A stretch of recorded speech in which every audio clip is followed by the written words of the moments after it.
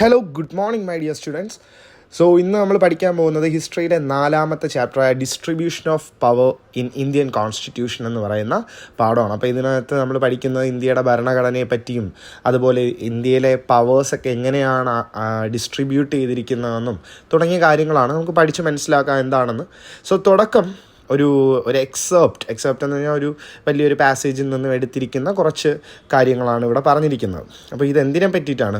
Our first prime minister Jawaharlal Nehru's address to the nation on the eve of India's independence. അപ്പോൾ ഇന്ത്യയുടെ independence കിട്ടുന്നതിൻ്റെ തലേ ദിവസം ജവഹർലാൽ നെഹ്റു നടത്തിയ ഒരു സ്പീച്ചാണിത്. ഇതിനെ ട്രസ്റ്റ് വിത്ത് ഡെസ്റ്റിനി എന്നൊക്കെ പറയാറുണ്ട്. ഇവിടെ നമുക്ക് നോക്കാം എന്താണ് പറഞ്ഞിരിക്കുന്നതെന്ന്. Long years ago we made a tryst with destiny and now the time comes when we shall redeem our pledge, not wholly or in full measure but very substantially. അല്ലേ, അപ്പോൾ വർഷങ്ങൾക്ക് മുമ്പ് ഇന്ത്യ ഇന്ത്യയിലെ ജനങ്ങൾ എന്തുമായിട്ട് വിധിയുമായിട്ട് നടത്തിയിട്ടുണ്ട്? ട്രസ്റ്റ് അല്ലെങ്കിൽ ഒരു ശ്രമം നടത്തിയെന്ന് നമുക്ക് പറയാം.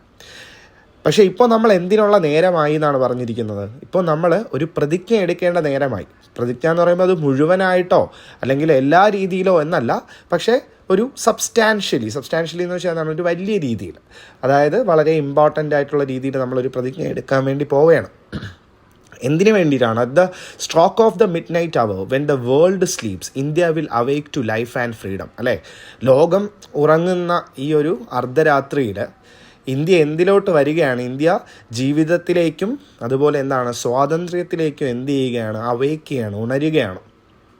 ഇതാണ് ഈ ഒരു സ്പീച്ചിൻ്റെ കുറച്ച് ഭാഗം. അതുപോലെ ഇനി കുറച്ചുകൂടെ പറയുന്നുണ്ട്. A moment comes which comes but rarely in history when we step out from the old to new, when an age ends and when the soul of a nation long suppressed finds utterance. അല്ലേ, അപ്പോൾ ഇന്ത്യക്ക് ഈ ഒരു നിമിഷം വന്നിരിക്കുകയാണ്. ഹിസ്റ്ററിയിൽ തന്നെ നോക്കുകയാണെങ്കിൽ വളരെ റെയറായിട്ട് സംഭവിക്കുന്ന ഒരു കാര്യമാണിത്. കാര്യം നമ്മൾ പഴയ രീതികളെല്ലാം വിട്ട് പുതിയ ഒരു ജീവിതത്തിലേക്ക് ഇന്ത്യ വരികയാണ്. ആ ഒരു കാലമൊക്കെ എന്ത് ചെയ്തു? വെൻ ആൻ ഏജ് എൻഡ്സ്, അല്ലേ, ആ ഒരു നമ്മുടെ ദീർഘകാലമായിട്ട് നമ്മൾ അടിച്ചമർത്തപ്പെട്ടിരുന്ന കാര്യങ്ങളാണ് അവിടെ പറയുന്നത്. When the soul of a nation, അല്ലേ, നേഷനിലെ തന്നെ ആത്മാക്ക്, അതായത് ഇതിനു വേണ്ടി പോരാടിയിട്ടുള്ള പല ആൾക്കാരും ഇത്രയും നാൾ സപ്രസ്ഡ് ആയിരുന്നു, അല്ലേ, അടിച്ചമർത്തപ്പെട്ടിരിക്കുകയായിരുന്നു. പക്ഷേ ഇപ്പോൾ അവരെന്ത് കണ്ടെത്തുന്നു? ഒരു അട്ടറൻസ് എന്ന് പറയുമ്പോൾ അവരുടേതായ ഒരു ശബ്ദം, അതാണ് അവിടെ പറയുന്നത്. It is fitting that at this solemn moment we take the pledge of dedication to the service of India and her people and to the still larger cause of humanity. അല്ലേ, അപ്പോൾ ഈ ഒരു നിമിഷത്തിൽ, അതായത് ഈ ഒരു മഹത്തായ നിമിഷത്തിൽ നമ്മൾ എന്ത് ചെയ്യുകയാണ്? ഇന്ത്യക്ക് വേണ്ടിയിട്ട്, ഇന്ത്യയുടെ ജനങ്ങൾക്ക് വേണ്ടിയിട്ട് സേവനത്തിനും അതുപോലെ ഇന്ത്യയിലെ ഹ്യൂമാനിറ്റി, അല്ലേ, മനുഷ്യരാശിക്ക് വേണ്ടിയിട്ടും ഒക്കെ നമ്മൾ എന്ത് ചെയ്യാണ്? ഒരു പ്രതിജ്ഞ എടുക്കുകയാണ്. അപ്പോൾ ബേസിക്കലി പറഞ്ഞു കഴിഞ്ഞാൽ ഇന്ത്യക്ക് വേണ്ടി നമ്മൾ സർവീസ് ചെയ്യുക, അതായത് ഇന്ത്യയെ നമ്മൾ സേവിക്കുക തുടങ്ങിയ കാര്യങ്ങൾക്കൊക്കെ വേണ്ടിയിട്ടൊരു പ്രതിജ്ഞയാണ് നമ്മളിവിടെ വായിച്ചതിപ്പോൾ. അപ്പോൾ ഇതിനെ പറ്റിയിട്ടും കാര്യങ്ങളെ പറ്റിയിട്ടൊക്കെ നമുക്ക് കൂടുതൽ പറയാം. നെക്സ്റ്റ് പേജിൽ നോക്കിയാൽ Nehru appeals to the constituent assembly to shake off the evils of foreign rule and lead the country to a hopeful and responsible path. അല്ലേ, അപ്പോൾ നെഹ്റു കോൺസ്റ്റിറ്റ്യൂവൻ്റ് അസംബ്ലിയുമായിട്ട് എന്ത് ചെയ്യണം? ഒരു അപ്പീൽ നടത്തുകയാണ്, ഒരു വാദം നടത്തുകയാണ്. ഈ കോൺസ്റ്റിറ്റ്യൂവൻ്റ് അസംബ്ലി എന്ന് പറഞ്ഞു കഴിഞ്ഞാൽ എന്താണ്? കോൺസ്റ്റിറ്റ്യൂഷൻ അസംബ്ലി എന്ന് പറയുന്നത് ഒരു കൂട്ടം ആൾക്കാരാണ്. ഇവരാണ് എന്ത് ചെയ്യുന്നത്? ഇന്ത്യയുടെ ഭരണഘടന അല്ലെങ്കിൽ കോൺസ്റ്റിറ്റ്യൂഷൻ തന്നെ എന്ത് ചെയ്യുന്നത്? എഴുതുന്നത്, അല്ലെങ്കിൽ അത് എന്ത് ചെയ്യുന്നത്? ഡ്രാഫ്റ്റ് ചെയ്യുന്നതെന്നൊക്കെ പറയാം. ഈ കോൺസ്റ്റിറ്റ്യൂവൻ്റ് അസംബ്ലിയോട് നെഹ്റു പറയുകയാണ്, നമ്മളെ ഇന്ത്യയെ എന്തിൽ നിന്നും? Shake off the evils of foreign rule, അല്ലേ, പല ടൈപ്പ് ഓഫ് ബ്രിട്ടീഷുകാരുടെ പുതിയ ലോസും കാര്യങ്ങളൊക്കെ അവർ വന്നപ്പോൾ വച്ചിട്ടുണ്ടായിരുന്നു. അപ്പോൾ അതിൽ നിന്നും നമ്മളെ മൊത്തമായിട്ട് മാറ്റി രാജ്യത്തിനെ എങ്ങനത്തെ ഒരു ഭരണഘടന എഴുതാൻ കുറച്ചുകൂടെ ഹോപ്പ്ഫുൾ ആയിട്ടുള്ള, ഒരു റെസ്പോൺസിബിൾ ആയിട്ടുള്ള, ഒരു പ്രതീക്ഷയുള്ള ആൾക്കാർക്ക് ആൾക്കാരെ ഒരു റെസ്പോൺസിബിൾ ആയിട്ടുള്ള, അവരെ പ്രൊട്ടക്റ്റ് ചെയ്യാൻ പറ്റുന്ന, അവർക്ക് വേണ്ടി എല്ലാ കാര്യങ്ങളും ചെയ്തു കൊടുക്കാൻ പറ്റുന്ന രീതിയിലുള്ളൊരു കോൺസ്റ്റിറ്റ്യൂവൻ്റ് അല്ലെങ്കിൽ ഒരു കോൺസ്റ്റിറ്റ്യൂഷൻ എഴുതണമെന്നാണ് നെഹ്റു ഈ ഒരു അസംബ്ലിയോട് പറയുന്നത്.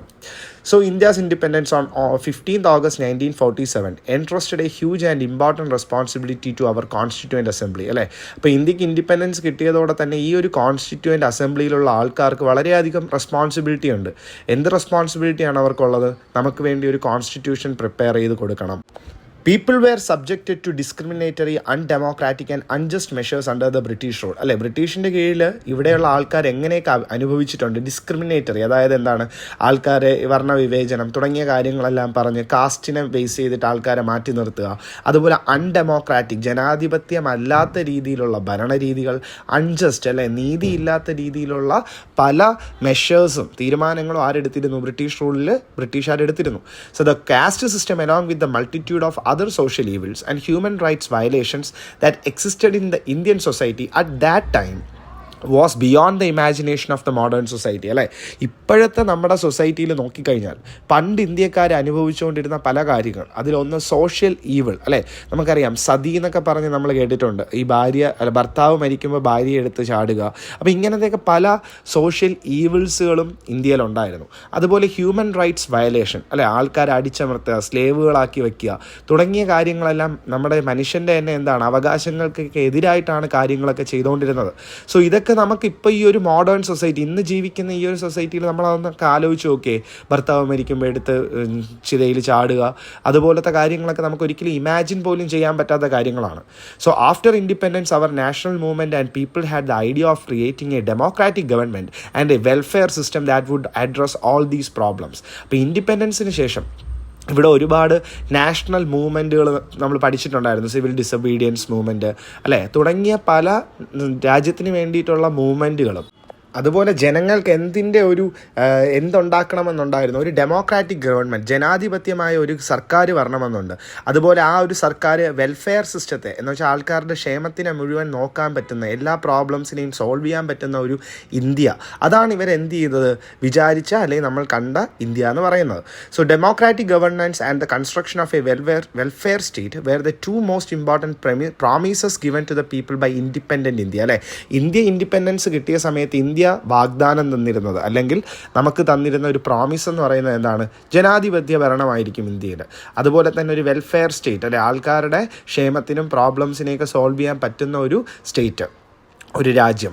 So the first step in this direction was the formation of the constituent assembly and the objective resolution presented by Nehru. അല്ലേ, അപ്പോൾ ഇതിന് വേണ്ടിയിട്ട് ആദ്യമായി നമ്മൾ എടുത്തിരുന്ന കാര്യങ്ങൾ എന്താണ്, ഒരു കോൺസ്റ്റിറ്റ്യൂവൻ്റ് അസംബ്ലി രൂപീകരിച്ചു. അപ്പോൾ കോൺസ്റ്റിറ്റ്യൂവൻ്റ് അസംബ്ലിക്കകത്ത് ഇവരെന്ത് ചെയ്യും, ഇവർ കൂടിയിരുന്ന് നമുക്ക് വേണ്ടി ഒരു ഭരണഘടന തയ്യാറാക്കും.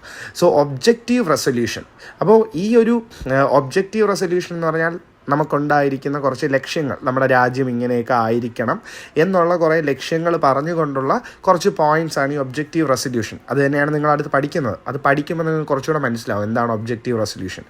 The constituent assembly declares its solemn determination to make India an independent sovereign republic and to frame a constitution for it. അല്ലേ, അപ്പോൾ ഈ ഒരു അസംബ്ലി, അതായത് ഈ ഒരു കൂട്ടം ആൾക്കാർ, ഇവരെന്ത് ചെയ്യുന്നുണ്ടായിരുന്നു, ഇവർ ഡിക്ലെയർ ചെയ്തു, പ്രസ്താവിച്ചു. എന്താ പ്രസ്താവിച്ചത്, ഇന്ത്യയെ ഒരു ഇൻഡിപെൻഡൻ്റ് ആയിട്ടുള്ള, സോവറീൻ ആയിട്ടുള്ള, റിപ്പബ്ലിക് ആയിട്ടുള്ള. അപ്പോൾ എന്താണ് ഇൻഡിപെൻഡൻ്റ് എന്ന് വെച്ചാൽ ആരും നമ്മളെ ഭരിക്കാൻ വരാത്ത, നമുക്ക് സ്വന്തമായിട്ട് ഭരിക്കാൻ കഴിയുന്ന. സോവറിൻ എന്ന് പറഞ്ഞു കഴിഞ്ഞാൽ എന്താണ്, പരമാധികാരം, മുഴുവൻ അധികാരം, നമുക്ക് പുറത്തുനിന്ന് ഒരു രാജ്യവും നമ്മളെ കൺട്രോൾ ചെയ്യാൻ പറ്റാത്ത രീതിയിൽ. അതുപോലെ റിപ്പബ്ലിക് ആയിട്ടുള്ള ഭരണം, അല്ലേ, നമുക്കറിയാം രാജ്യത്തെ മുഴുവൻ ജനങ്ങളാലാണ് എന്ത് ചെയ്യുന്നത്, ഭരിക്കുന്നത്. അല്ലേ, എന്ന് പറയുമ്പോൾ നമുക്കറിയാം മന്ത്രിമാർ തുടങ്ങിയ ആൾക്കാർ, ഇങ്ങനത്തേക്ക് ജനങ്ങളുടെ ഭരണത്തിൻ്റെ രീതിയിൽ തന്നെയാണ് എന്തെന്ന് പറയുന്നത് ഒരു റിപ്പബ്ലിക് ഗവൺമെൻറ് എന്നൊക്കെ പറയുന്നത്. അതുപോലെ തന്നെ എന്ത് പ്രിപ്പയർ ചെയ്യണം, ഒരു കോൺസ്റ്റിറ്റ്യൂഷൻ, ഒരു ഭരണഘടനയും എന്ത് ചെയ്യണം, ഫ്രെയിം ചെയ്യണം, പ്രിപ്പയർ ചെയ്യണം. സോ അതാണ് ആദ്യത്തെ കോൺസ്റ്റിറ്റ്യൂവൻ്റ് അസംബ്ലി പറഞ്ഞ 3-4 കാര്യങ്ങൾ, അവർ ഡിക്ലെയർ ചെയ്ത കുറച്ച് കാര്യങ്ങൾ. So independent sovereign India would be a union of former British Indian territories, Indian states and other parts outside British India willing to become a part of the Indian union. അപ്പോൾ ഒരു independent sovereign India, അതായത് മുഴുവൻ അധികാരമുള്ള ഒരു ഇന്ത്യക്കകത്ത് ഏതൊക്കെ സ്ഥലങ്ങളായിരിക്കും ഉള്ളത്, union of former British Indian territories, ബ്രിട്ടീഷിൻ്റെ കീഴിലുണ്ടായിരുന്ന ഇന്ത്യൻ ടെറിട്ടറീസ് ഒക്കെ ആരുടെ കീഴിലാവും, ഇനി ഇന്ത്യയുടെ കീഴിലാവും. അതുപോലെ ബാക്കിയുള്ള ഇന്ത്യയിലുള്ള സ്റ്റേറ്റ്സ്, അതുപോലെ other parts outside British India willing to become a part of Indian union. അതായത് ബ്രിട്ടീഷ് ഭരിക്കാത്ത ഇന്ത്യയിലെ പല സ്ഥലങ്ങളും ഉണ്ട് പുറത്തൊക്കെ ആയിട്ട്. ഈ സ്ഥലങ്ങൾക്കൊക്കെ ഇവർക്ക് ഇൻട്രസ്റ്റ് ഉണ്ടെങ്കിൽ, അല്ലെങ്കിൽ അവർക്ക് വില്ലിംഗ് ആണ്, അവർക്ക് ഇഷ്ടമുണ്ടെങ്കിൽ എന്തിൻ്റെ ഭാഗമാവാം, നമ്മുടെ ഇന്ത്യയുടെ അല്ലെങ്കിൽ ഇന്ത്യൻ യൂണിയൻ്റെ ഭാഗമായിട്ട് മാറാം. The territories foaming the union of India will be autonomous units. അല്ലേ, അപ്പോൾ ഇങ്ങനെ ജോയിൻ ചെയ്യുന്ന ടെറിട്ടറീസുകളെല്ലാം, ഇന്ത്യയിൽ ജോയിൻ ചെയ്യുന്ന ടെറിട്ടറീസ് എല്ലാം അവർക്ക് എന്തായിരിക്കാം, സ്വയം ഭരണം നടത്താനുള്ള അവകാശം അവർക്ക് ഉണ്ട്. In addition they are vested with all powers and duties authorities not vested in the central government. അതുപോലെ തന്നെ ഈ ചേരുന്ന ഈ ടെറിട്ടറീസിനൊക്കെ അവർക്ക് എന്ത് ചെയ്യും, ഒരുപാട് പവേഴ്സും അതുപോലെ ഒരുപാട് ഡ്യൂട്ടീസൊക്കെ കൊടുക്കും അവർക്ക്.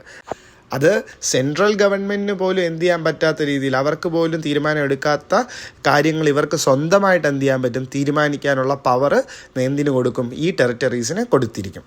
So all the powers of an independent sovereign in India will emanate from the people. അല്ലേ, അപ്പോൾ എന്താണ് എമനേറ്റ് എന്ന് വെച്ചാൽ ഉത്ഭവിക്കുക അല്ലെങ്കിൽ ഉണ്ടായി വരിക.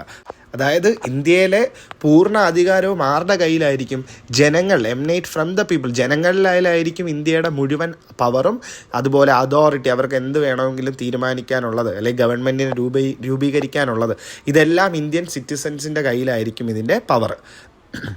Social, economic and political justice, equality of status, equality of opportunity and equality before the law, as well as fundamental freedom of speech, expression, belief, worship, profession, association and assembly, subject to law and public morality, shall be ensured and protected for all the people of India. So ഇത് കേട്ടിട്ട് നിങ്ങൾക്കൊന്ന് പേടിക്കാനൊന്നും വേണ്ട, ഇത് എളുപ്പമുള്ള കാര്യമാണ്. ആദ്യം പറയുന്നത് എന്താണ്, സോഷ്യൽ, സാമൂഹികമായിട്ടുള്ള, എക്കോണമിക്, സാമ്പത്തികമായിട്ടുള്ള, പൊളിറ്റിക്കൽ ജസ്റ്റിസ് അല്ലെ രാഷ്ട്രീയപരമായിട്ടുള്ള നീതി, കാര്യം തെറ്റോ കാര്യങ്ങളൊക്കെ ചെയ്യണമെങ്കിൽ അതിനെ പണിഷ് ചെയ്യണം തുടങ്ങിയ കാര്യങ്ങൾ.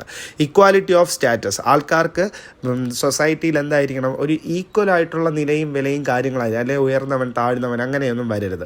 അതുപോലെ ഇക്വാലിറ്റി ഓഫ് ഓപ്പർച്യൂണിറ്റി, അതായത് ആണുങ്ങൾക്കായാലും പെണ്ണുങ്ങൾക്കായാലും ഒരേ അവസരങ്ങൾ തന്നെ കിട്ടുക. അതുപോലെ നിയമത്തിൻ്റെ ഫ്രണ്ടിലും ഇക്വാലിറ്റി ബിഫോർ ദ ലോ, അല്ലെ, നിയമത്തിൻ്റെ ഫ്രണ്ടിലും എല്ലാവരും ഒരേപോലെ. As well as fundamental freedom of, അതുപോലെ നമ്മുടെ മൗലിക അവകാശങ്ങളായിട്ടുള്ള ഫ്രീഡം ഓഫ് സ്പീച്ച്, അല്ലെ, നമുക്ക് ഇഷ്ടമുള്ള കാര്യങ്ങൾ പറയാനും, എക്സ്പ്രഷൻ, അല്ലെ, എക്സ്പ്രസ് ചെയ്യാൻ വേണ്ടിയിട്ട് എവിടെ വേണമെങ്കിലും എന്ത് വേദിയിൽ വേണമെങ്കിലും നമുക്ക് ആ കാര്യങ്ങൾ പറയാം, ചോദ്യം ചെയ്യാം. ബിലീഫ്, നമുക്ക് എന്തിനെ വേണോ വിശ്വസിക്കാം. വർഷിപ്പ്, ആരാധിക്കാം, നമുക്ക് ഏത് ദൈവങ്ങളെ വേണമെങ്കിലും. പ്രൊഫഷൻ, അസോസിയേഷൻ ആൻഡ് അസംബ്ലി, അല്ലേ, അതുപോലെ നമുക്ക് ഇഷ്ടമുള്ള ജോലി, നമുക്ക് ഏതൊരു അസോസിയേഷനിലും ഭാഗമാവാം, ഏതൊരു ഗ്രൂപ്പിൻ്റെ ഭാഗമാവാം, ഏതൊരു അസംബ്ലിയിൽ വേണമെങ്കിലും ഭാഗമാവാം. അതും ഇതുപോലെ എന്താണ്, പല പല പാർട്ടി അസംബ്ലീസ് ആവാം, എന്ത് വേണമെങ്കിലും, ഇങ്ങനെ തുടങ്ങിയ ഒരു ഗ്രൂപ്പോ ഓർഗനൈസേഷനിലോ എന്തിനു വേണമെങ്കിലും ഭാഗമാവും. Subject to law and public morality shall be ensured, അല്ലേ. അപ്പോൾ ഇതെല്ലാം നിയമത്തിൻ്റെ ഫ്രണ്ടിലേക്ക് കൊണ്ടുവരികയും ആൾക്കാരുടെ ഇടയിൽ ഒരു പബ്ലിക് മൊറാലിറ്റി, അതായത് തെറ്റും ശരിയും മനസ്സിലാക്കാൻ കഴിവുള്ള രീതിയിലുള്ള ഒരു ഗവൺമെൻറ്.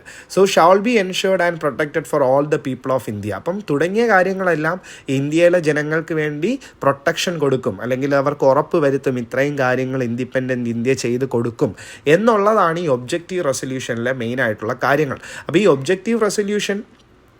ഒരു ഒബ്ജക്റ്റീവ് റെസൊല്യൂഷൻ എന്തിനേയും കൂടെ ഇൻക്ലൂഡ് ചെയ്യിപ്പിക്കും, നമ്മളെ കോൺസ്റ്റിറ്റ്യൂഷൻ, നമ്മുടെ ഭരണഘടന എഴുതുന്ന സമയത്ത് ഇത്രയും കാര്യങ്ങളും അതിനകത്ത് എന്ത് ചെയ്തിരിക്കും, അതിനകത്ത് ഇൻക്ലൂഡ് ചെയ്യിപ്പിച്ചായിരിക്കും കോൺസ്റ്റിറ്റ്യൂഷൻ എഴുതുന്നത്. അതുപോലെ നെക്സ്റ്റ് പേജ് നോക്കിയാൽ, given above are some of the ideas from the objective resolution presented by Jawaharlal Nehru in the constituent assembly on 13 December 1946, അല്ലേ.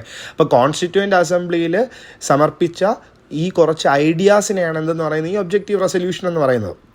സോ ഇതാരാണ് കോൺസ്റ്റിറ്റ്യൂവൻ്റ് അസംബ്ലിക്ക് നൽകിയത്, ജവഹർലാൽ നെഹ്റു ആണ്. ഡേറ്റ് 13 ഡിസംബർ 1946 ആണ്. അപ്പോൾ ആദ്യമായിട്ട് കോൺസ്റ്റിറ്റ്യൂവൻ്റ് അസംബ്ലിക്ക് ഇത് കൊടുക്കുന്ന ഡേറ്റ് ഇതാണ് കേട്ടോ. അപ്പോൾ the key ideals put forward by the national movement are included in the objective resolution, അല്ലേ. നമ്മുടെ നാഷണൽ മൂവ്മെൻറ്റുകൾ, ഒരുപാട് മൂവ്മെൻറ്റുകൾ പഠിച്ചിട്ടുണ്ടായിരുന്നു. ഈ മൂവ്മെൻറ്റുകളിലൊക്കെ അകത്ത് അവർ ഡിസ്കസ് ചെയ്തിരുന്ന പല ഐഡിയാസും കാര്യങ്ങളുമെല്ലാം ഈ വായിച്ച ഒബ്ജക്റ്റീവ് റെസൊല്യൂഷനകത്ത് ചേർത്തിട്ടുണ്ട് എന്നാണ് പറയുന്നത്. അപ്പോൾ തൊട്ട് താഴെ ഒരു ക്വസ്റ്റ്യൻ ഉണ്ട്, which ideas put forward by the national movement were included in the objective resolution, അല്ലേ. നിങ്ങൾ പറയുന്നു നാഷണൽ മൂവ്മെൻറ്റിൽ ചെയ്ത ഐഡിയാസ് ഒരുപാട് ഇതിനകത്ത് ചേർത്തിട്ടുണ്ട്. അപ്പോൾ ഏതൊക്കെ എന്നുള്ളതാണ് ചോദ്യം. അപ്പോൾ അതിന് സിമ്പിളായിട്ടുള്ള ഉത്തരം എന്താണ്, ആദ്യം ഇക്വാലിറ്റി ഓഫ് ഓപ്പർച്യൂണിറ്റി, അല്ലെ, ആൾക്കാർക്ക് എന്താണ് ഈക്വൽ ആയിട്ടുള്ള ഓപ്പർച്യൂണിറ്റി കൊടുക്കുക, നമ്മൾ പഠിച്ചതാണ്. പിന്നെ സോവറിനിറ്റി, അല്ലേ, എന്താണ്, ഒരു പരമാധികാരത്തോടെ ഇന്ത്യ എന്ത് ചെയ്യുക, വാഴുക, റൂൾ ചെയ്യുക. അതുപോലെ ഇൻഡിപെൻഡൻസ്, എല്ലാ ആൾക്കാർക്കും ഫ്രീഡം കൊടുക്കുക. പിന്നെ ഡെമോക്രസിയുടെ കാര്യം എന്താണ്, ഒബ്ജക്റ്റീവ് റെസൊല്യൂഷനകത്ത് പറഞ്ഞിട്ടുണ്ടല്ലേ, അത് കോൺസ്റ്റിറ്റ്യൂഷനിലുണ്ട്, ജനാധിപത്യ രാജ്യമാണ് ഇന്ത്യ എന്ന് പറയുന്നത്, അല്ലേ. അതുപോലെ ഫണ്ടമെൻ്റൽ റൈറ്റ്സിനെ പറ്റി നമ്മൾ പറഞ്ഞായിരുന്നു, മൗലിക അവകാശങ്ങൾ. സോ ഈ 4 പോയിന്റ് നിങ്ങൾക്കത് എഴുതി കഴിഞ്ഞാൽ അതിൻ്റെ ആൻസർ ആവും. സോ അതിൻ്റെ തൊട്ട് താഴെ തന്നെ നിങ്ങൾ കാണുന്നുണ്ട് കോൺസ്റ്റിറ്റ്യൂഷൻ ഓഫ് ഇന്ത്യ, അല്ലെ, പ്രിയാമ്പിൾ. സോ നിങ്ങളെല്ലാവരും കോൺസ്റ്റിറ്റ്യൂഷൻ ഓഫ് ഇന്ത്യ വായിച്ചിട്ടുള്ളവരായിരിക്കും, അല്ലേ? ഒരിക്കലെങ്കിലും എന്ത് ചെയ്യുക, നമ്മുടെ ഭരണഘടന എന്താണെന്നുള്ളത് വായിച്ചു വെച്ചിരിക്കുക. ഇതിലെ മെയിനായിട്ടുള്ള 4 കാര്യങ്ങൾ, justice, liberty, equality and fraternity, അത് നമ്മൾ മനസ്സിലാക്കി വെക്കണം. ജസ്റ്റിസ് അറിയാമല്ലോ, നീതിപരമായിട്ടുള്ള കാര്യങ്ങൾ. ലിബർട്ടി, ഫുൾ ഫ്രീഡം, നമുക്ക് എന്ത് വേണമെങ്കിലും ചെയ്യാനും പറയാനും വിശ്വസിക്കാനും ഒക്കെ ഉള്ള ഒരു അധികാരം. ഇക്വാലിറ്റി എന്ന് പറയുമ്പോൾ എന്തായിരിക്കും, എല്ലാവർക്കും തുല്യത കൊടുക്കുക. ആൻഡ് ഫ്രെറ്റേണിറ്റി, അതാണ് നമ്മുടെ ഇന്ത്യ തന്നെ ബെസ്റ്റായിട്ട് നിൽക്കുന്നതിൻ്റെ കാര്യം എന്താണ്, സാഹോദര്യത്വം, അല്ലേ? പല ടൈപ്പ് ഓഫ് ലാംഗ്വേജ് ഉള്ള ആൾക്കാരുണ്ടെങ്കിലും നമ്മളെല്ലാവരും എന്താണ്, ഒരു ഫ്രെറ്റേണിറ്റി, സാഹോദര്യത്തോടെയാണ് ജീവിക്കുന്നത്. സോ ഇന്ത്യ എത്ര കാലമായാലും ഇതുപോലെ ഇന്ത്യ ആയിട്ട് തന്നെ നിൽക്കും. സോ നെക്സ്റ്റ് പേജ് നോക്കിയോ, അവിടെ അടുത്ത ചോദ്യം, identify the ideas presented in the objective resolution, അല്ലേ? നമ്മൾ ഒബ്ജക്റ്റീവ് റെസൊല്യൂഷനിൽ കുറേ ഐഡിയാസ് ഉണ്ടായിരുന്നു. That were included in the preamble of the constitution of India and compare them. അപ്പം നമ്മൾ ഒബ്ജക്റ്റീവ് റെസൊല്യൂഷൻ ഒരുപാട് ഐഡിയാസ് കോൺസ്റ്റിറ്റ്യൂഷന് കൊടുത്തു, അല്ലെങ്കിൽ ഭരണഘടനയ്ക്ക് കൊടുത്തു, പറഞ്ഞു കൊടുത്തു, അഡ്വൈസ് ചെയ്തു എന്നൊക്കെ നമ്മൾ പറഞ്ഞായിരുന്നു. അപ്പം ഇതിലേതൊക്കെയാണ്, ഇതിൽ രണ്ടിലുമുള്ള കാര്യങ്ങളെന്നാണ് ചോദ്യം. ഒന്ന്, സോവറിനിറ്റി ടു പീപ്പിൾ, അല്ലേ? ആൾക്കാർക്ക് പൂർണ്ണ അധികാരവും കൊടുക്കുക ഇന്ത്യ ഭരിക്കാനായിട്ട്. ലിബർട്ടി, അല്ലേ? ഫ്രീഡം, പിന്നെ ലിബർട്ടി എന്ന് വെച്ചാൽ ഫ്രീഡം ആണല്ലോ. ഇക്വാലിറ്റി, തുല്യത. ഫ്രെറ്റേണിറ്റിയുടെ കാര്യം നമ്മൾ പറഞ്ഞു, അല്ലേ? ഫ്രെറ്റേണിറ്റി, സാഹോദര്യം. ജസ്റ്റിസ്, നീതി പുലർത്തുക, അല്ലേ? അതുപോലെ തന്നെ എന്താണ്, വെൽഫെയർ സ്റ്റേറ്റ്, അതായത് ഇന്ത്യയിലെ ജനങ്ങളുടെ മുഴുവൻ ക്ഷേമവും കാര്യങ്ങളും നോക്കിക്കൊണ്ടുള്ള രീതി. And last, secularism. സെക്യുലാറിസം എന്താണ്, മതേതരത്വം. തുടങ്ങിയ കാര്യങ്ങളെല്ലാം ഇന്ത്യ എന്ത് ചെയ്യുന്നുണ്ട്, നമ്മുടെ ഒബ്ജക്റ്റീവ് റെസൊല്യൂഷനിലും അതുപോലെ കോൺസ്റ്റിറ്റ്യൂഷൻ ഓഫ് ഇന്ത്യയിലും രണ്ടിടത്ത് നോക്കിയാലും കാണാൻ പറ്റുന്ന സെയിം ഐഡിയാസ് ആണ് ഇതൊക്കെ. So is it clear that various ideas of the objective resolution are included in the preamble of our constitution. ഇപ്പം നിങ്ങൾക്ക് മനസ്സിലായില്ലേ, ഒബ്ജക്റ്റീവ് റെസൊല്യൂഷനിൽ നമ്മൾ പറഞ്ഞ കാര്യങ്ങളെല്ലാം അത് ഏതിനകത്ത് ഇൻക്ലൂഡ് ചെയ്തിട്ടുണ്ട്, കോൺസ്റ്റിറ്റ്യൂഷൻ ഓഫ് ഇന്ത്യയിൽ ഇൻക്ലൂഡ് ചെയ്തിട്ടുണ്ട്. Let us examine how adequate the provisions of the constitutions are to realize the ideals, visions and objectives and the like mentioned in the preamble. അപ്പോൾ ചോദ്യം എന്താണ്, നമ്മൾ ഇത്രയും നേരം പറഞ്ഞിരിക്കുന്ന കുറേ നമുക്ക് ലക്ഷ്യങ്ങളും നമുക്ക് ഐഡിയാസും, അല്ലേ, തുടങ്ങിയ കാര്യങ്ങളെല്ലാം ഉണ്ട്. അപ്പോൾ ഈ ഐഡിയാസും അതുപോലെ വിഷനും ലക്ഷ്യങ്ങളൊക്കെ കൈവരിക്കാനായിട്ട് നമുക്ക് ഈ ഭരണഘടനയിലെ ഈ ഒരു നമ്മളിപ്പോൾ വായിച്ച കുറേ നിയമങ്ങളും അതുപോലെ കുറേ നിർദ്ദേശങ്ങളും ഒക്കെ മതിയോ എന്നുള്ള രീതിയിലാണ് ചോദ്യം. അപ്പോൾ അതിനെപ്പറ്റി പഠിക്കാനാണ് നമ്മൾ ഇനി അങ്ങോട്ട് പോകുന്നത്. സോ എന്തൊക്കെയാണ് ഈ കോൺസ്റ്റിറ്റ്യൂഷനിലെ ഫീച്ചേഴ്സ്, പ്രധാനമായിട്ടുള്ള ഘടകങ്ങൾ എന്തൊക്കെയാണെന്ന് നോക്കാം. The constitution of India was drafted by the drafting community of the constituent assembly constituted on 6th December 1946 on the recommendation of the cabinet mission which lasted for 2 years, 11 months and 17 days from 9 December 1946. അപ്പോൾ ഈ constitution of India, അല്ലെ, ഇന്ത്യയുടെ ഭരണഘടന എപ്പോഴാണ് draft ചെയ്തത്? Draft ചെയ്യാന്ന് വെച്ചാൽ നമ്മൾ ഫൈനലായിട്ട് അവസാനമായിട്ട് നമ്മളത് സബ്മിറ്റ് ചെയ്യുന്നതിന് മുമ്പേ എഴുതി വെക്കുന്നതിനെയാണ് ഒരു ഡ്രാഫ്റ്റ് ചെയ്യാന്ന് പറയുന്നത്. സോ ഇതാരാണ് ഡ്രാഫ്റ്റ് ചെയ്ത് വെക്കുന്നത്, ഏത് കമ്മിറ്റിയാണ്? നമ്മൾ നേരത്തെ പറഞ്ഞ കോൺസ്റ്റിറ്റ്യൂവൻ്റ് അസംബ്ലിയിലുള്ള ആൾക്കാരെല്ലാവരും കൂടെയാണ് ചെയ്യുന്നത്.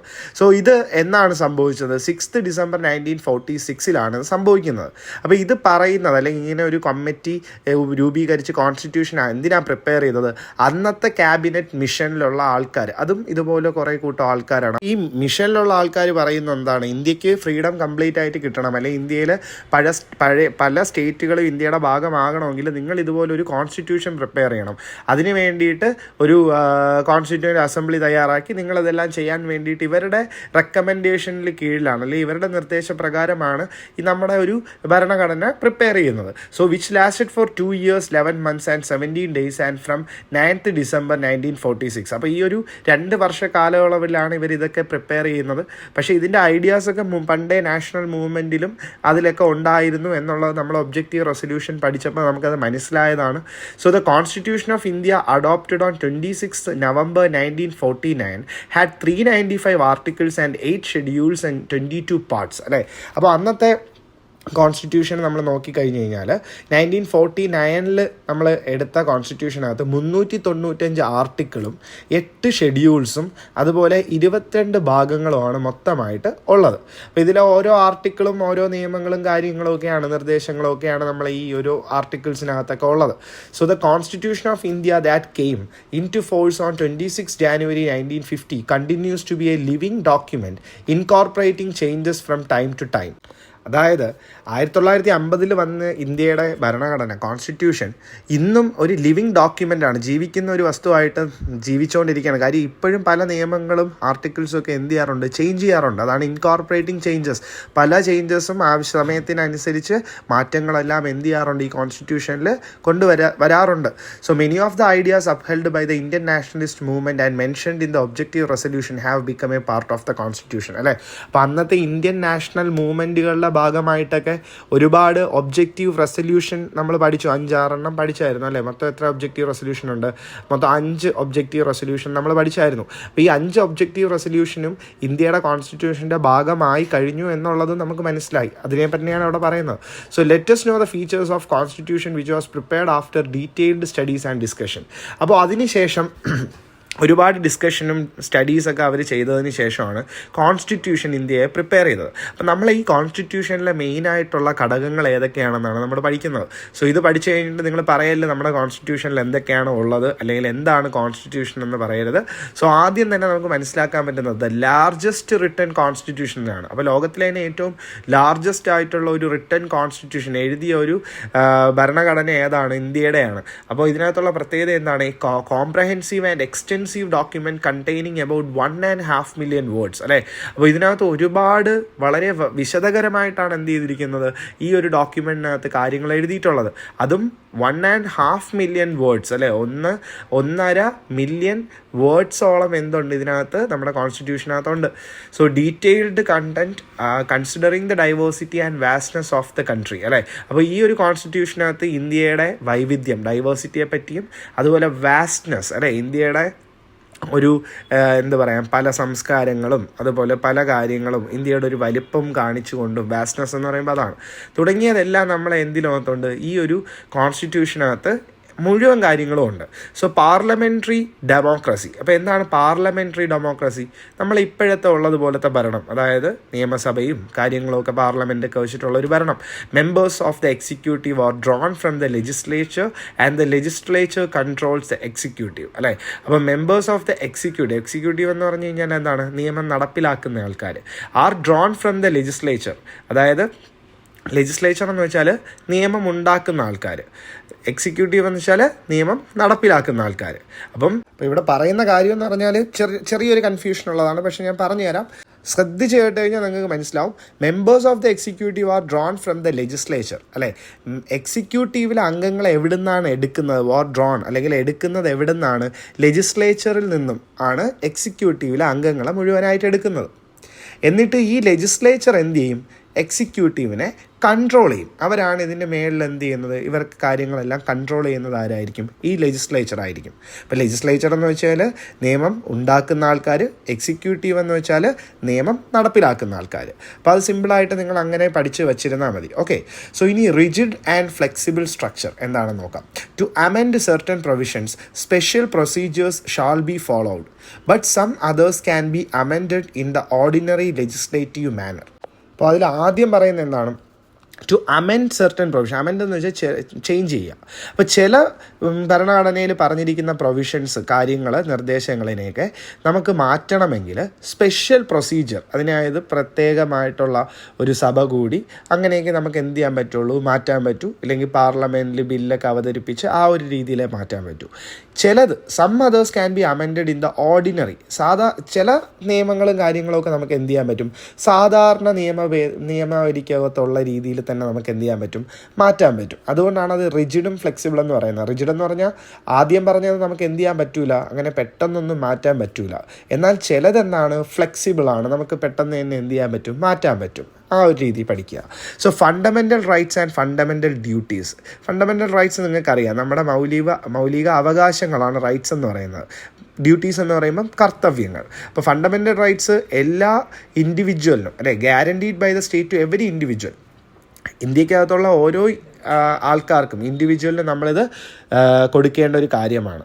Responsibilities of citizens towards the state and society. അതുപോലെ നമുക്ക് കുറേ ഡ്യൂട്ടി ഉണ്ട്, നമ്മൾ രാജ്യത്തിന് വേണ്ടി ചെയ്തു കൊടുക്കേണ്ട പല കാര്യങ്ങളും ഉണ്ട്. അതുപോലെ അടുത്തത് directive principles of state policy. ഇത് വേറൊന്നുമല്ല, the directions given to the state for the socio economic development of the nation അല്ലേ? ഒരു ഡയറക്റ്റീവ് പ്രിൻസിപ്പിൾ എന്ന് വെച്ചാൽ കുറച്ച് നിർദ്ദേശങ്ങൾ കൊടുക്കുക. ഇത് ആർക്കാണ് കൊടുക്കുന്നത്? ഓരോ സംസ്ഥാനങ്ങൾക്കും കൊടുക്കുന്നതാണ്. എന്തിനു വേണ്ടിയിട്ട്? രാജ്യത്തിൻ്റെ സാമൂഹിക അല്ലെങ്കിൽ സാമ്പത്തിക വികസനത്തിന് വേണ്ടിയിട്ടാണ് എന്ത് കൊടുക്കുന്നത്? ഈ ഡയറക്റ്റീവ് പ്രിൻസിപ്പിൾസ് കൊടുക്കുന്നത്. അതുപോലെ ബൈക്യാമറൽ ലെജിസ്ലേച്ചർ. ബൈക്യാമറൽ എന്ന് പറയുമ്പം രണ്ട് എന്നുള്ള, ബൈ എന്ന് വെച്ചാൽ രണ്ട് എന്നുള്ളൊരു അർത്ഥം ഉണ്ടല്ലോ, നമുക്കറിയാം. ഇവിടെ അതുപോലെ രണ്ടെണ്ണമാണുള്ളത്. ഏതൊക്കെയാണ്? ലോകസഭയും രാജ്യസഭയുണ്ട്. ലോക്സഭ എന്തിനാണ്? Which represents the whole people and ഇപ്പം ജനങ്ങൾക്ക് വേണ്ടി മുഴുവനായിട്ട് പ്രതിനിധീകരിച്ചുകൊണ്ടാണ് ലോവർ സഭ അല്ലെങ്കിൽ ലോക്സഭ ഉള്ളത്. അതുപോലെ ഈ രാജ്യസഭ എന്താണ് ചെയ്യുന്നത്? ഇതും ജനങ്ങൾക്ക് വേണ്ടിയിട്ടാണ്. വിച്ച് റെപ്രസെൻറ്റ്സ് ദ സ്റ്റേറ്റ്സ്, അല്ലെ ഇതെന്താണ്? ഓരോ സംസ്ഥാനങ്ങളെ പ്രതിനിധീകരിച്ചിട്ടാണ് ഇരിക്കുന്നത്. For a second thought in legislation. എന്തെങ്കിലും നിയമത്തിലെ മാറ്റങ്ങളോ കാര്യങ്ങളോ ഒക്കെ ഉണ്ടെങ്കിൽ നമ്മുടെ അതിന് ഒരു സെക്കൻഡ് തോട്ട്, രണ്ടാമതൊരു അഭിപ്രായം പറയാൻ വേണ്ടിയിട്ടുള്ള രീതിയിലാണ് രാജ്യസഭയും വർക്ക് ചെയ്യുന്നത്. സോ അടുത്ത് federalism with a strong central government, അല്ലേ? ഇപ്പോൾ എന്താണ് ഫെഡറലിസം എന്ന് നമ്മൾ പഠിച്ചിട്ടുണ്ട്. എന്താണ്? രണ്ട് പവേഴ്സ്, നമ്മുടെ രാജ്യത്തിനെ രണ്ടായിട്ട് ഡിവൈഡ് ചെയ്ത് പവേഴ്സ് കൊടുക്കുന്നുണ്ട്. സെൻട്രൽ ഭരണ ഏരിയയും അതുപോലെ സ്റ്റേറ്റ് ഭരണം എന്നുള്ള രീതിയിൽ രണ്ട് വിഭാഗത്തിലാണ് കൊടുത്തിരിക്കുന്നത്, അല്ലേ? അപ്പോൾ ഇതിനെയാണ് എന്തെന്ന് പറയുന്നത്? ഫെഡറലിസം എന്ന് പറയുന്നത്. അപ്പോൾ ഇവിടെ ഫെഡറലിസം ഉണ്ട്. എങ്ങനെ? സെൻട്രലും സ്റ്റേറ്റും ഗവൺമെൻറ് ഉണ്ട്. പക്ഷേ ഇവിടെ സ്ട്രോങ് ആരാണ്? സെൻട്രൽ ഗവൺമെൻറ് ആണ്. അതാണ് പറയുന്നത് division of powers between the center and states. However, the constitution enshrines some special powers that give the center an upper hand, അല്ലേ? അപ്പോൾ എന്താണ് enshrines എന്ന് പറയുന്ന വാക്കിൻ്റെ അർത്ഥം? പ്രൊട്ടക്റ്റ് ചെയ്യുക. അപ്പോൾ ആരെ പ്രൊട്ടക്റ്റ് ചെയ്യുക? ഇവിടെ രണ്ട് പവേഴ്സ് ഉണ്ട്, സെൻറ്ററും സ്റ്റേറ്റും ഉണ്ടെങ്കിൽ പോലും നമ്മുടെ ഭരണഘടന കുറച്ചുകൂടെ ഒരു പവർ അല്ലെങ്കിൽ ഒരു സ്പെഷ്യൽ പവർ ആർക്ക് കൊടുക്കുന്നുണ്ട്? നമ്മുടെ സെൻറ്റർ ഗവൺമെൻറ്റിൽ, അല്ലെങ്കിൽ സെൻട്രൽ ഗവൺമെൻറ് എന്താണ്? ഒരു അപ്പർ ഹാൻഡ്, അവർക്കൊരു ഉയർന്ന ഒരു കുറച്ചുകൂടെ പദവി കൊടുക്കുന്നുണ്ട്. അത് പ്രൊട്ടക്റ്റ് ചെയ്യുന്നുണ്ട് നമ്മുടെ കോൺസ്റ്റിറ്റ്യൂഷൻ. അതായത് അവസാന വാക്ക് സെൻട്രൽ ഗവൺമെൻറ് എന്നുള്ള രീതിയിലാണ് പറയുന്നത്. And independent and impartial judiciary. ഇനി ഇവിടുത്തെ നിയമം നോക്കിക്കഴിഞ്ഞാൽ, നിയമം നടപ്പിലാക്കുന്നത് നമ്മൾ നോക്കിക്കഴിഞ്ഞാൽ അതെങ്ങനെയാണ്? ഇൻഡിപെൻഡൻ്റ് ആണ്, ആർക്കും അതിലിടപെടാനുള്ള കാര്യങ്ങളൊന്നുമില്ല. അതുപോലെ ഇമ്പാർഷ്യലാണ്, അല്ലേ? അവർക്ക് സ്വന്തമായിട്ട് തീരുമാനിക്കാം. മറ്റൊരാൾ വന്നിട്ട് അഭിപ്രായം പറഞ്ഞാൽ അത് കേട്ടോ, അല്ലെങ്കിൽ ഒരു പാർട്ടി പറയുന്നത് കേട്ടോ ഒന്നും നമുക്കിവിടെ നീതി എടുക്കേണ്ട ആവശ്യമില്ല. അങ്ങനെ നമ്മൾ ഇന്ത്യൻ സിസ്റ്റത്തിലേ ഇല്ല. അപ്പോൾ ഇവിടുത്തെ ജുഡീഷ്യറി സിസ്റ്റം എങ്ങനെയാണ്? Free from the control of the legislature and executive, അല്ലേ?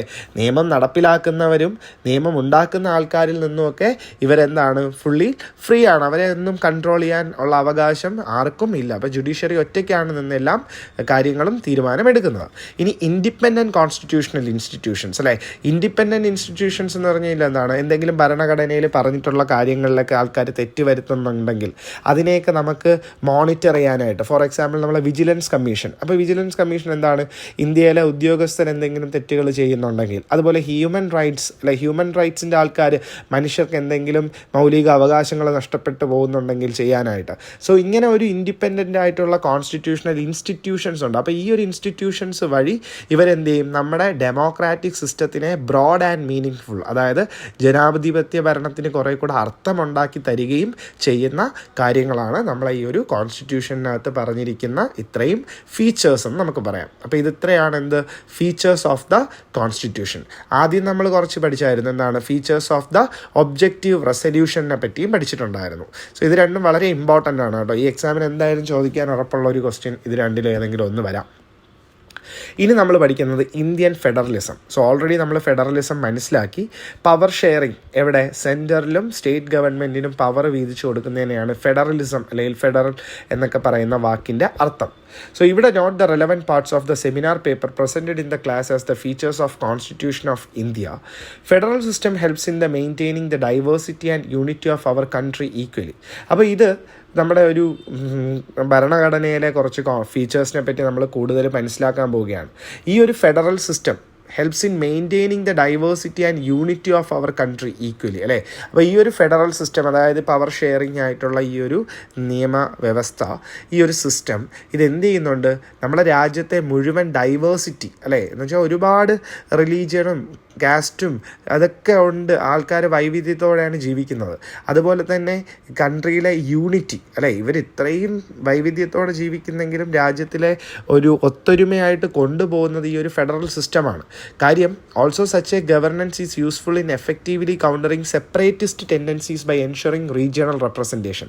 ഈ ഫെഡറൽ സിസ്റ്റം ഉള്ളതുകൊണ്ട് തന്നെ ആൾക്കാർക്കൊരു സെപ്പറേറ്റിസ്റ്റ് ടെൻഡൻസി വരും. സെപ്പറേറ്റിസ്റ്റ് എന്ന് വെച്ച് കഴിഞ്ഞാൽ എന്താണ്, എല്ലാ ഗ്രൂപ്പുകളിൽ നിന്ന് മാറി നിന്നുകൊണ്ടൊരു അല്ലെങ്കിൽ അവരുടെ ഗ്രൂപ്പിനെ മാത്രം കുറേ കൂടെ ബെസ്റ്റ് ആക്കണം എന്നൊക്കെ ഉള്ള ടെൻഡൻസികൾക്ക് ആൾക്കാർക്ക് വരും.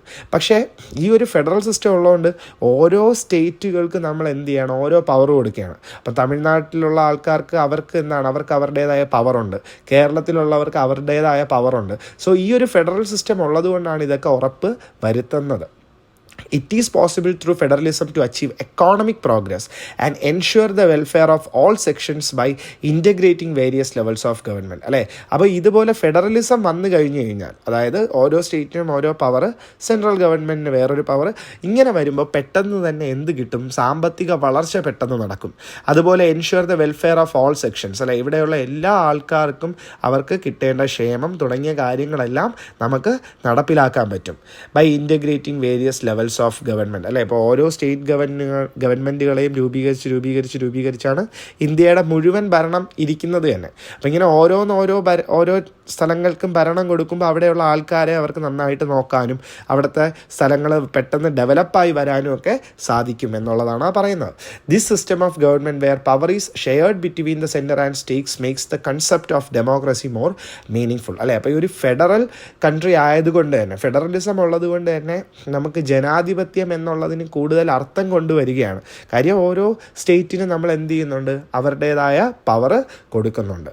So find and list the reasons Y India adopted the federal system based on the above seminar paper. അപ്പോൾ ഇതൊരു സെമിനാർ പേപ്പറിലുള്ള കാര്യമാണ് നമ്മൾ വായിച്ചത്. അപ്പോൾ ഇതിനകത്ത് പറയുന്ന ഇന്ത്യ ഫെഡറൽ സിസ്റ്റം, എന്തുകൊണ്ടാണ് ഇന്ത്യയിൽ ഫെഡറൽ സിസ്റ്റം ഇന്ത്യ അത് അഡോപ്റ്റ് ചെയ്തത്, അത് ദത്തെടുത്തത് എന്നുള്ള രീതിയിലാണ് ചോദ്യം. സോ അതിൻ്റെ ഉത്തരം വേറൊന്നുമല്ല, to strengthen democracy through power sharing between the centre and states, അല്ലേ? സെൻറ്ററിലും സ്റ്റേറ്റിലും പവർ വീതിച്ചു കൊടുത്തു കഴിഞ്ഞാൽ ഇവിടുത്തെ ജനാധിപത്യം കുറേ കൂടെ ശക്തമാവും. മെയിൻറ്റെയിനിങ് ഡൈവേഴ്സിറ്റി ആൻഡ് യൂണിറ്റി, നമ്മൾ പറഞ്ഞു, അല്ലേ? ആൾക്കാരുടെ വൈവിധ്യങ്ങളും ഒത്തൊരുമയൊക്കെ ഒരുമിച്ച് കൊണ്ടുപോകാൻ വേണ്ടിയിട്ടാണ് എന്ത് ചെയ്യുന്നത്, ഈ ഒരു federal system നമ്മളെടുത്തത്.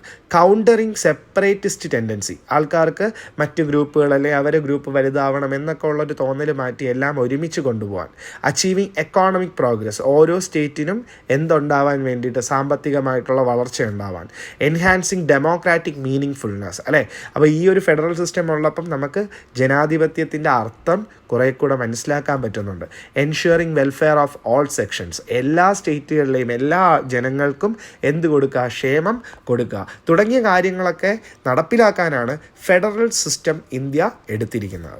So federalism is A system of administration in which power is divided between 2 levels of government on the basis of the constitution, അല്ലേ? അപ്പോൾ ഭരണഘടനയിൽ പറഞ്ഞിരിക്കുന്നത് പ്രകാരം തന്നെ നമ്മളൊരു രാജ്യത്തിലെ പവർ രണ്ടായിട്ട് നമ്മൾ എന്ത് ചെയ്ത് ഡിവൈഡ് ചെയ്ത് കൊടുക്കുക, 2 level of government, state and central എന്നുള്ള രീതിയിൽ ഡിവൈഡ് ചെയ്ത് കൊടുക്കുക, അതാണ് അവിടെ ചെയ്തത്.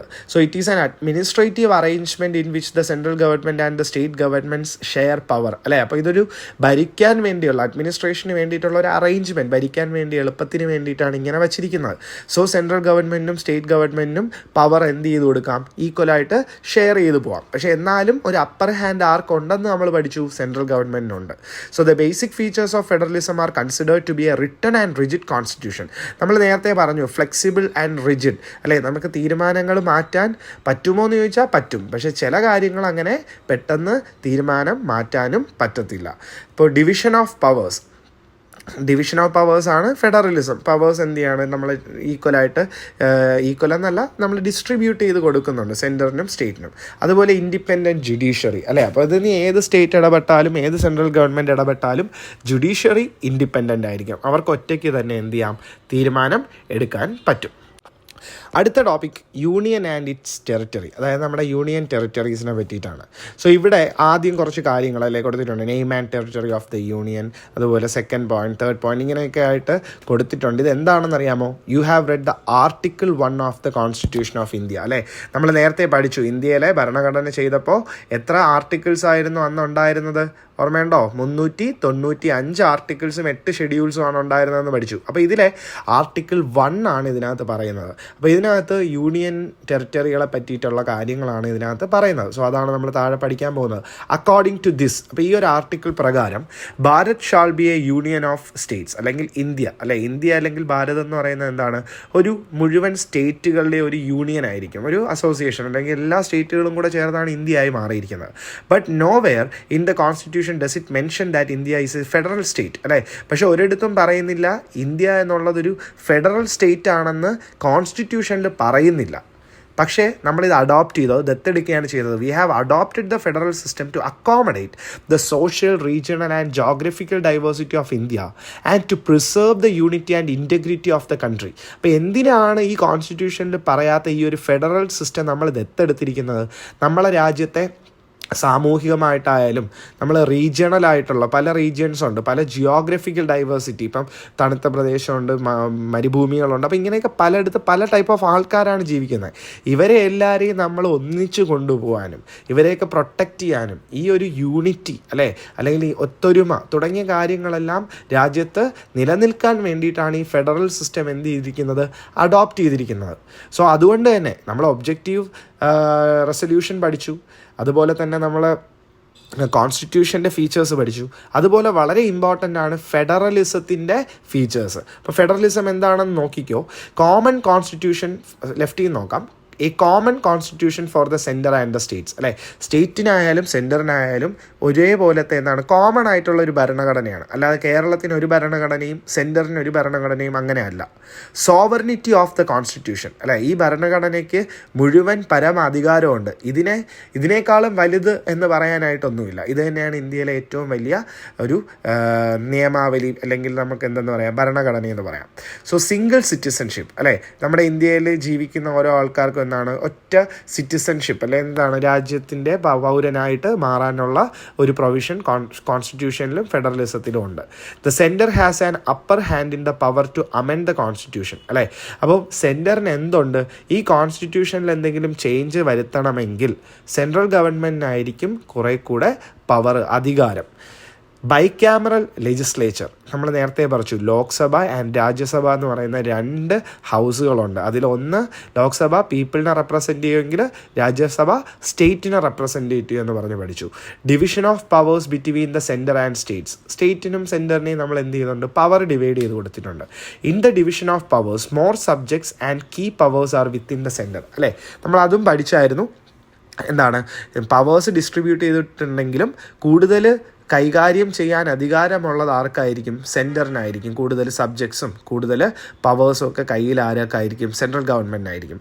And independent and impartial judiciary, ഇനി ഏത് ഗവൺമെൻറ് വന്നാലും സ്റ്റേറ്റ് ആവട്ടെ സെൻട്രൽ ആവട്ടെ, പക്ഷേ ഇവിടുത്തെ ജുഡീഷ്യറി നിയമം നടപ്പിലാക്കുന്ന സിസ്റ്റം അവർ ഇൻഡിപെൻഡൻ്റ്, അവർ സ്വന്തമായിട്ടാണ് തീരുമാനിക്കുന്നത്. And last one, quasi federal system. എന്താണ് കാസി ഫെഡറൽ സിസ്റ്റം? വേറെ ഒന്നുമല്ല, നമ്മൾ പറഞ്ഞായിരുന്നു പവർ സെൻട്രലിനും സ്റ്റേറ്റിനും കൊടുക്കുന്നുണ്ട്. പക്ഷേ ആക്ച്വലി ഇതൊരു അൺഈക്വൽ ഡിസ്ട്രിബ്യൂഷൻ ഓഫ് പവറാണ്. കാര്യം അതിനൊരു ഈക്വാലിറ്റി ഇല്ല. കാര്യം സ്റ്റേറ്റിന് അത്രത്തോളം പവർ ഇല്ല. ആരുടെ അത്ര? സെൻറ്ററിൻ്റെ അത്ര. അപ്പോൾ സെൻറ്ററിന് കുറച്ചുകൂടെ മുൻതൂക്കം നിൽക്കുന്ന ഒരു ഭരണരീതി, അതിനെയാണ് എന്തെന്ന് പറയുന്നത്, ആ ഒരു സിസ്റ്റത്തിനെയാണ് കാസി ഫെഡറൽ സിസ്റ്റം എന്ന് അറിയപ്പെടുന്നത്. സോ ഇനി ഇതിൻ്റെ കണ്ടിന്യൂഷൻ നെക്സ്റ്റ് പേജ് നോക്കിയാൽ, India's federal structure is another salient feature which reflects the democratic commitment uphold by the constitution of India, അപ്പോൾ ഈ ഒരു ഫെഡറൽ സിസ്റ്റം തന്നെ നമുക്ക് എന്ത് ചെയ്യുന്നുണ്ട്? നമ്മുടെ ഭരണഘടനയിൽ പറഞ്ഞിരിക്കുന്ന കാര്യങ്ങളെയും അതുപോലെ നമ്മുടെ ജനാധിപത്യ രാജ്യത്തിന് തുല്യമാക്കുന്ന രീതിയിലൊക്കെ ഉള്ള കാര്യങ്ങളാണ് എന്ത് ചെയ്യുന്നത്? ഈ ഒരു ഇന്ത്യൻ ഫെഡറൽ സിസ്റ്റത്തിനകത്ത് നമുക്ക് കാണാൻ കഴിയുന്നത്. The constitution of India has adopted an approach of dividing the powers of the nation between the central and the state government rather than concentrating dum at one level only, അതായത് നമ്മുടെ ഇവിടെ സെൻട്രലും സ്റ്റേറ്റും government ഉള്ളത് കൊണ്ട് തന്നെ ഏതെങ്കിലും ഒന്നിന് മാത്രം പരമാധികാരം പോകുന്നില്ല. ഇവിടെ ആ ഒരു രീതിയിൽ നോക്കിക്കഴിഞ്ഞാൽ ഇക്വാലിറ്റി ഉണ്ട് താനും. കാര്യം സ്റ്റേറ്റുകൾക്കൊക്കെ ഓരോ തീരുമാനം എടുക്കാനുള്ള അവകാശമുണ്ട്. സോ അതും ഒരു നല്ലൊരു കാര്യമാണ് കോൺസ്റ്റിറ്റ്യൂഷൻ, ഭരണഘടനയിൽ ഈ ഒരു ഫെഡറലിസം കൊണ്ടുവന്നത്. So let us examine the 7th schedule of the constitution which mentions the division of powers. അപ്പം നമ്മളെ ഭരണഘടനയിൽ മൊത്തം 8 ഷെഡ്യൂളുകൾ ഉണ്ടെന്ന് പറഞ്ഞു. ഇതിലെ നമ്മൾ 7ാമത്തെ ഷെഡ്യൂൾ നോക്കിക്കഴിഞ്ഞാൽ അതിനകത്ത് കുറച്ച് കാര്യങ്ങൾ പറയുന്നുണ്ട്. അതിനെ പറ്റിയിട്ടാണ് നമ്മൾ പഠിക്കാൻ പോകുന്നത് ഇനി. യൂണിയൻ ലിസ്റ്റ് അല്ലേ. അപ്പോൾ ഈ division of powers in the 7th schedule എങ്ങനെയൊക്കെയാണ് പവേഴ്സ് ഡിവൈഡ് ചെയ്ത് കൊടുത്തിട്ടുള്ളത്. അതിലാദ്യം യൂണിയൻ ലിസ്റ്റാണ്. അപ്പോൾ ഇതെന്ന് പറയുന്നത് യൂണിയൻ ഗവൺമെൻറ്റിൻ്റെ കീഴിൽ അല്ലെങ്കിൽ യൂണിയൻ ഗവൺമെൻറ്റാണ് എന്ത് ചെയ്യുന്നത്, ഈ ഒരു പവർ മുഴുവൻ നോക്കുന്നത്. അപ്പോൾ യൂണിയൻ ഗവൺമെൻറ്റിന് എന്തൊക്കെയുള്ള പവറുണ്ട്? This is a list of subjects over which union government has exclusive law making powers. അപ്പോൾ ഇത് കുറച്ച് സബ്ജക്റ്റുകളാണ്. സബ്ജക്റ്റുകളെന്ന് പറയുമ്പോൾ ഇവിടെ താഴെ കൊടുത്തിട്ടുണ്ട്. Example foreign affairs, defence, railways, banking, citizenship. അപ്പോൾ തുടങ്ങിയ 97 സബ്ജക്റ്റുകളിൽ വരെ ആർക്ക് അധികാരമുണ്ട്? കംപ്ലീറ്റ് ആയിട്ട് യൂണിയൻ ഗവൺമെൻറ്റിന് എന്തുണ്ട്? അധികാരമുണ്ട് അല്ലേ. When the constitution came into force there were 97 subjects. അപ്പോൾ യൂണിയൻ ഗവൺമെൻറ്റിന് പൂർണ്ണമായിട്ട് അധികാരമുള്ളത് എത്രയാണ്? 97 സബ്ജക്റ്റുകളിലാണ്. ഓക്കെ. ഇനി സ്റ്റേറ്റ് ലിസ്റ്റ് നോക്കിക്കഴിഞ്ഞാൽ this is a list of subjects over which state governments have legislative powers in normal circumstances അല്ലേ. അപ്പം ഇത് ഓരോ സ്റ്റേറ്റിനും ഉള്ള പൂർണ്ണമായ അധികാരങ്ങൾ, ലോ മേക്ക് ചെയ്യാനൊക്കെ ഉള്ള അധികാരങ്ങളാണ് ഇവിടെ പറഞ്ഞിരിക്കുന്നത്. മുഴുവൻ 66 സബ്ജക്റ്റുകളിലാണുള്ളത്. ഒന്ന് അഗ്രികൾച്ചർ. നമ്മുടെ കേരളത്തിലെ അഗ്രികൾച്ചർ മേഖലയിൽ എന്തെങ്കിലും ചേഞ്ചസ് വരുത്തണമെങ്കിൽ അവർക്ക് തന്നെ കൊണ്ടുവരുത്താം. ജയിൽസ്, പോലീസ്, ലോക്കൽ ഗവൺമെൻറ് തുടങ്ങിയതെല്ലാം നമ്മുടെ സ്റ്റേറ്റ് ലിസ്റ്റിനകത്ത് വരും. ഇനി കൺകറൻറ്റ് ലിസ്റ്റ്, അതായത് എന്താണ്? This is a list of subject over which both central and state government have. അപ്പോൾ ഇതെന്ന് പറയുന്നത് ചില ഡിപ്പാർട്ട്മെൻറ്റ് അല്ലെങ്കിൽ ചില സബ്ജക്റ്റുകളുണ്ട്. അതായത് education, forestry, trade unions, marriage, birth, death registration തുടങ്ങിയതിൽ എന്തെങ്കിലും നിയമങ്ങളൊക്കെ മാറ്റണമെങ്കിൽ ഒരു സ്റ്റേറ്റ് ഗവൺമെൻറ് മാത്രം തീരുമാനിക്കാൻ പറ്റില്ല. സെൻട്രൽ ഗവൺമെൻറ്റും സ്റ്റേറ്റ് ഗവൺമെൻറ്റും കൂടെ ഒരുമിച്ചായിരിക്കും എന്ത് ചെയ്യുന്നത്, ഇതിനകത്ത് ഡിസിഷൻസ് എടുക്കുന്നത്. ഇനി ഏറ്റവും അവസാനം റെസിജ്വറി പവേഴ്സ്. ഈ റെസിജ്വറി എന്ന് വെച്ച് കഴിഞ്ഞാൽ നമുക്ക് അറിഞ്ഞൂടെ, റെസിജ്യൂ എന്ന് വെച്ചാൽ എന്താണ്? അവസാനം അല്ലെങ്കിൽ മിച്ചം എന്നൊക്കെ പറയും. Subjects which are not included in the above 3 list. നമ്മൾ മൂന്നും പറഞ്ഞിരിക്കുന്ന നേരത്തെ പറഞ്ഞ യൂണിയൻ ഗവൺമെൻറ് അല്ലെങ്കിൽ യൂണിയൻ ലിസ്റ്റ് ആയാലും സ്റ്റേറ്റ് ലിസ്റ്റ് ആയാലും കൺകറൻറ്റ് ലിസ്റ്റിലൊന്നും വരാത്ത കാര്യങ്ങളെയാണ് റെസിജ്വറി പവേഴ്സ് എന്ന് പറയുന്നത്. The legislative power over these items are vested in the central government അല്ലേ. അപ്പോൾ ഇതിൻ്റെ പൂർണ്ണ അധികാരം ആരുടെ കയ്യിലായിരിക്കും? സെൻട്രൽ ഗവൺമെൻറ്റിൻ്റെ കയ്യിലായിരിക്കും. സോ ഇതിൻ്റെ എക്സാമ്പിൾ ഉണ്ട്. എന്താണ്? Cyber laws. സൈബർ ലോസ് എന്താണ്? ഫുള്ള് റെസിജ്വറി പറയുന്നത് മുഴുവനായിട്ട് സെൻട്രൽ ഗവൺമെൻറ്റിൻ്റെ കീഴിലാണ്. സോ ഇനി താഴെ ഒരു ബോക്സ് ഉണ്ട്. New train allowed to Kerala, India science diplomatic agreement. Diplomatic എന്ന് വെച്ചാൽ നയതന്ത്രമായ കാര്യങ്ങളാണ്. ഡിപ്ലോമാറ്റിക് എഗ്രിമെൻറ്റ് വിത്ത് ശ്രീലങ്കയുമായിട്ട് അവർ നയതന്ത്രമായിട്ടുള്ള കാര്യങ്ങൾ ഒപ്പിട്ടെന്നും, ജയിൽ റൂൾസ് റിവൈസ് ചെയ്തെന്നും, ന്യൂ പോലീസ് പോളിസി പുതിയ പോലീസ് പോളിസി അനൗൺസ് ചെയ്തെന്നും, ഫോറസ്റ്റ് പോളിസി അനൗൺസ് ചെയ്തെന്നും, revising the structure of under graduate courses, അതായത് എഡ്യൂക്കേഷൻ ബേസ്ഡ് ചെയ്തിട്ടുള്ള കാര്യങ്ങൾ വീണ്ടും റിവൈസ് ചെയ്തു. ഇപ്പോഴും നിങ്ങളുടെ ചാപ്റ്റേഴ്സും പുതിയ പാഠങ്ങളും പുതിയ ടെക്സ്റ്റൊക്കെ റിവൈസ് ചെയ്തതാണല്ലോ അല്ലേ, പുതുതായിട്ട് വന്നതാണ്. തുടങ്ങിയ കാര്യങ്ങൾ തൊട്ട് താഴെയുണ്ട്. ഇതിൻ്റെ ചോദ്യം എന്നാണ്, have you notice the news headlines given above. അപ്പോൾ ഈ പറഞ്ഞിരിക്കുന്ന 6 ന്യൂസ് ഹെഡ്ലൈനും ഇതിൽ 3ലും ഏത് ലിസ്റ്റിൽ വരും എന്നുള്ളതാണ് ചോദ്യം. അപ്പോൾ ആദ്യം നമുക്ക് യൂണിയൻ ലിസ്റ്റ് നോക്കാം. യൂണിയൻ ലിസ്റ്റിനകത്ത് ഇതിൽ വരുന്ന ഏതാണ്? ഇന്ത്യ സയൻസ് ഡിപ്ലോമാറ്റിക് എഗ്രിമെൻറ്റ്, അതെന്താ ഫോറിൻ അഫെയർസിൽ വരും. New train allowed to Kerala റെയിൽവേസിൽ വരും. അത് രണ്ടുമാണ്. ഇനി സ്റ്റേറ്റ് ലിസ്റ്റ് നോക്കിയാൽ ജയിൽ റൂൾസ്, അപ്പോൾ നമുക്കറിയാം സ്റ്റേറ്റിൽ ജയിലിൻ്റെ ഫുൾ കാര്യങ്ങളൊക്കെ എടുക്കാനുള്ള തീരുമാനിക്കാം. അതുപോലെ ന്യൂ പോലീസ് പോളിസി അനൗൺസ്ഡ്, പോലീസും സ്റ്റേറ്റ് ലിസ്റ്റിലാണ് വരുന്നത്. കൺകറൻറ്റ് ലിസ്റ്റിൽ വരുന്ന ഏതാണ്? Structure of undergraduate course അല്ലെ. കൺകറൻറ്റ് ലിസ്റ്റിൽ നോക്കിയാൽ നമുക്ക് എഡ്യൂക്കേഷൻ്റെ കാര്യം കാണാം. അതുപോലെ നാഷണൽ ഫോറസ്റ്റ് പോളിസി, അതും ഏതിനകത്താണ് വരുന്നത്? നമ്മുടെ കൺകറൻറ്റ് ലിസ്റ്റിനകത്താണ് ഫോറസ്ട്രിയും വരുന്നത്. സോ ഇത്രയും കാര്യങ്ങളാണ് നമ്മൾ ഇന്നത്തെ ക്ലാസ്സിൽ നമ്മൾ പഠിക്കുന്നത്. സോ അതിൻ്റെ തൊട്ട് താഴെ ഒരു ക്വസ്റ്റ്യനും കൂടെ ഉണ്ടല്ലേ, how has Indian federalism influenced democracy, organise A debate on the.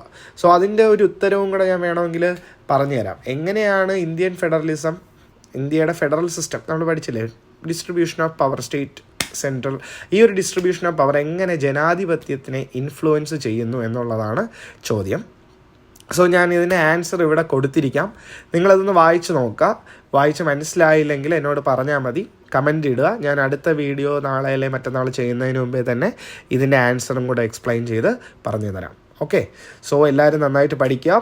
So ഓണപ്പരീക്ഷയ്ക്ക് ഇനി കുറച്ച് ദിവസങ്ങളേ ഉള്ളൂ. ഇപ്പം 1ാമത്തെയും 2ാമത്തെയും 4ാമത്തെ ചാപ്റ്ററാണ് ഹിസ്റ്ററിയിലുള്ളത്. അതുപോലെ ജോഗ്രഫിയുടെ 4ാമത്തെ ചാപ്റ്റർ ഞാൻ ഉടനെ ഇടാം. 3ാമത്തത് ഈ ഓണപരീക്ഷ കഴിഞ്ഞതിന് ശേഷവും അപ്ലോഡ് ചെയ്യാം. സോ എന്തെങ്കിലും ഡൗട്ട്സോ കാര്യങ്ങളോ ഉണ്ടെങ്കിൽ ചോദിക്കുക. പിന്നെ ഇതിൻ്റെ നോട്ട് ഞാൻ അടുത്ത വീഡിയോ ചെയ്യുമ്പോൾ നോട്ടും കൂടെ പ്രിപ്പയർ ചെയ്ത് തരാം. Okay, so bye bye, see you until the next video.